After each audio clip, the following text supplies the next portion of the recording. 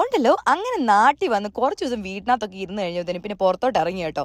എങ്ങോട്ടാന്നല്ലേ, നമ്മുടെ നാട്ടിൽ നിന്ന് തിരിച്ചു പോകുമ്പോൾ അതിൻ്റെതായ കുറച്ച് ഇട്ടാവട്ടങ്ങളുണ്ടല്ലോ. അതുകൊണ്ട് നേരെ പോയത് ഹോസ്പിറ്റലിലോട്ടാണ് കേട്ടോ. ഹോസ്പിറ്റലിൽ പോയിട്ട് നമ്മൾ കുറച്ച് മരുന്നൊക്കെ അങ്ങ് എഴുതി മേടിച്ചു. മിമ്മു ആണെങ്കിൽ അവിടുത്തെ സിസ്റ്റേഴ്സിനോടും എല്ലാവരോടും ഭയങ്കര കമ്പനിയായിരുന്നു.